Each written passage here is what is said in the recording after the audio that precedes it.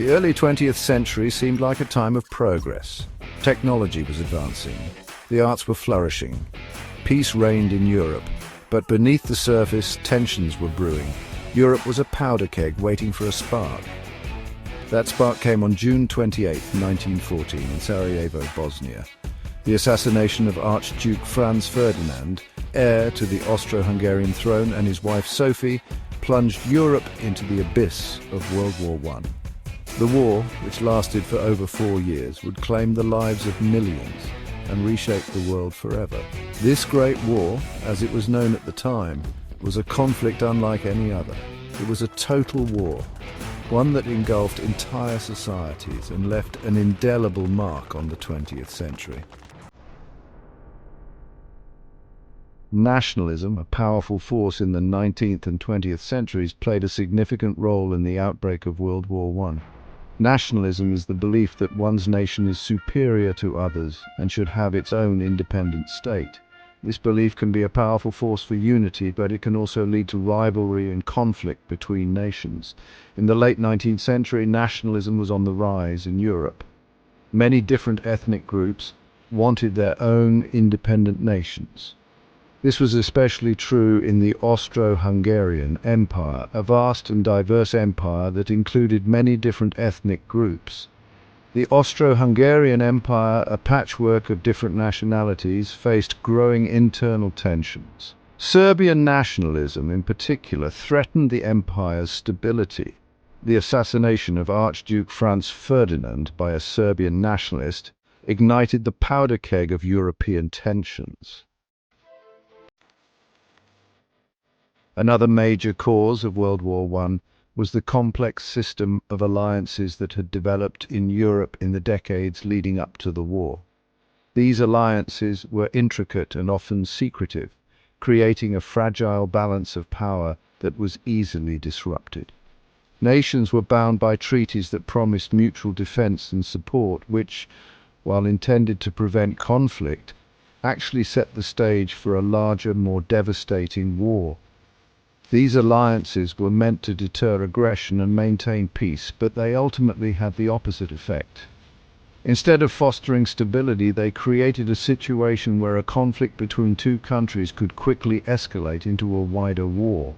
The interconnected nature of these treaties meant that once one nation was drawn into conflict, its allies were compelled to follow, leading to a domino effect.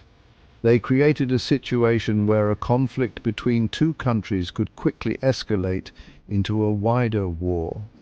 The mobilization of troops and the declarations of war were swift and decisive, leaving little room for diplomatic resolution. The alliances turned what could have been a localized conflict into a full-scale global war. The Triple Alliance, formed in 1882, linked Germany, Austria-Hungary and Italy in a pact of mutual defense.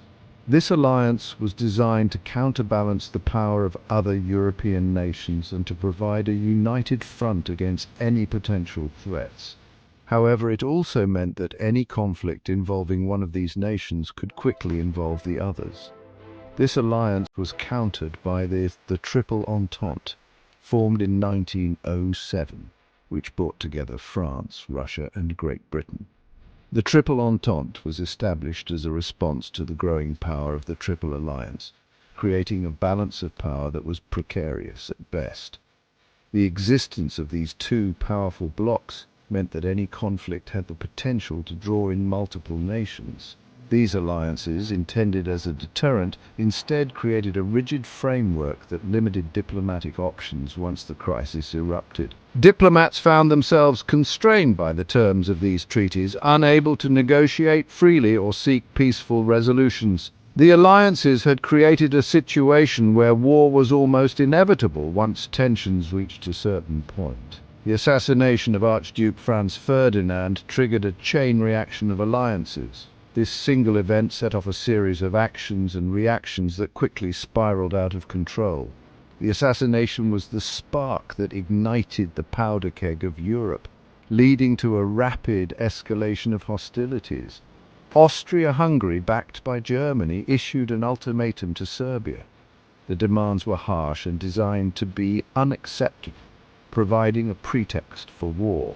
When Serbia's response failed to meet all the demands, Austria-Hungary declared war, setting off a chain of events that would involve all the major powers of Europe. Russia, bound by its alliance with Serbia, mobilized its troops. This mobilization was seen as a direct threat by Germany, which had its own alliances to honor. The movement of Russian troops was a clear signal that the conflict was about to expand beyond the Balkans. Germany, fearing a two-front war, declared war on Russia and France. Germany's strategic position meant that it had to act quickly to avoid being encircled by its enemies. The declarations of war were swift, and the German military began its advance. Great Britain, obligated by its treaty with Belgium, declared war on Germany after German troops crossed into neutral Belgium. The violation of Belgian neutrality was the final straw for Britain, which had been hesitant to enter the conflict. With Britain's entry into the war, the stage was set for a prolonged and bloody conflict. Within a matter of days, Europe was at war. The complex web of alliances had turned a regional dispute into a global conflict with devastating consequences. The war that followed would reshape the world and leave a lasting legacy on international relations. Section 4. Militarism, the arms race that ignited a continent. Militarism, the belief that a country should maintain a strong military and be prepared to use it aggressively to defend or promote its national interests, also contributed to the outbreak of World War I. In the late 19th and early 20th centuries, European powers engaged in a massive arms race, building up their armies and navies at an alarming rate. Germany, under the leadership of Kaiser Wilhelm II, was particularly aggressive in its military build-up. Germany's growing military might alarm its neighbors, especially France and Great Britain. This arms race created a climate of fear and suspicion. It also made war more likely, as countries were more willing to use their powerful militaries to achieve their goals. Section 5. The spark, the assassination in Sarajevo. The assassination of Archduke Franz Ferdinand and his wife Sophie on June 28, 1914, was the spark that ignited the powder keg of European tensions. The couple was visiting Sarajevo, the capital of Bosnia, which had been annexed by Austria-Hungary in 1908, a move that angered Serbian nationalists who saw Bosnia as part of a greater Serbia. The assassination was carried out by Gavrilo Princip, a 19-year-old Serbian nationalist associated with the Black Hand, a secret society dedicated to creating a greater Serbia. Princip and his fellow conspirators saw the Archduke as a symbol of oppressive Austro-Hungarian rule and believed that his death would further their cause. The assassination sent shockwaves through Europe.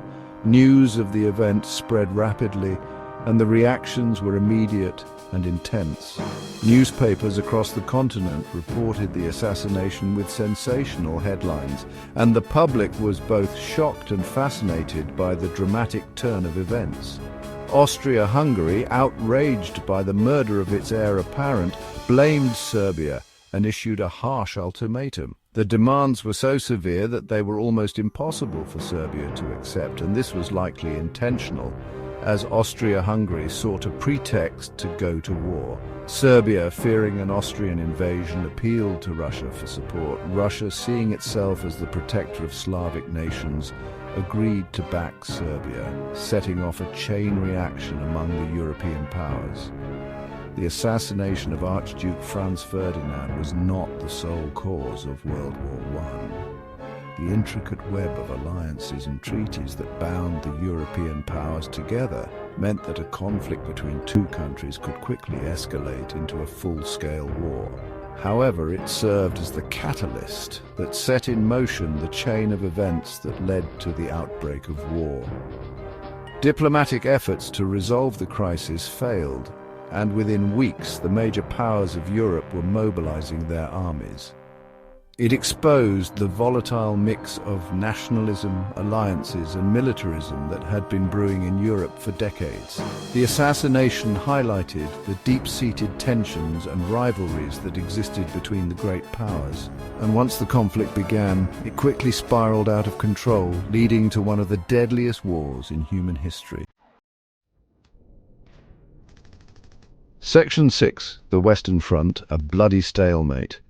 The Western Front, a line of trenches that stretched for hundreds of miles across France and Belgium, became synonymous with the horrors of World War I.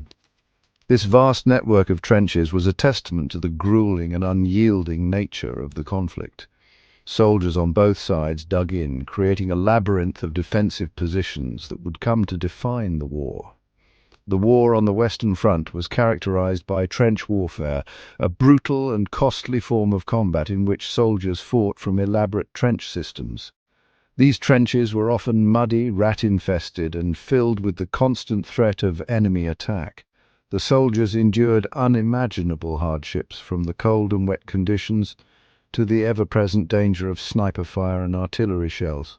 The Battle of the Marne, fought in September 1914, marked the end of Germany's hopes for a quick victory in the West. This pivotal battle saw the Allies halt the German advance, leading to a prolonged and grueling conflict that would last for years. The initial hopes of a swift and decisive victory were dashed, and the war settled into a deadly stalemate. The war settled into a bloody stalemate, with neither side able to make significant gains. The front lines barely moved, and both sides were locked in a deadly embrace, each trying to outlast the other. The soldiers faced a daily grind of survival with little hope of a breakthrough. Life in the trenches was a nightmare. Soldiers lived in constant fear and discomfort, dealing with the ever-present threat of death. The trenches were often waterlogged, leading to trench foot and other ailments.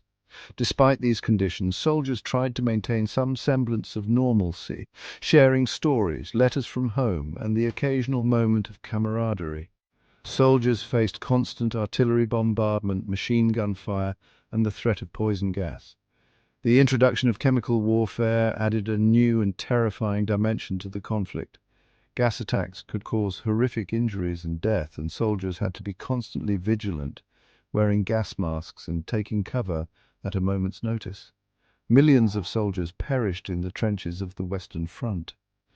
The scale of the loss was staggering, with entire generations of young men wiped out. The impact of this loss was felt not only on the battlefield, but also back home, where families mourned the loss of their sons, brothers, and fathers. The Battle of Verdun, fought in 1916, claimed over 700,000 casualties. This battle became a symbol of the futility and horror of the war, with both sides suffering immense losses for little territorial gain. Verdun was a testament to the relentless and unforgiving nature of the conflict. The Battle of the Somme, also fought in 1916, resulted in over 1 million casualties. This battle is remembered for its staggering loss of life and the sheer scale of the destruction. The Somme epitomized the brutal and unyielding nature of trench warfare, where human life was expended for minimal gains.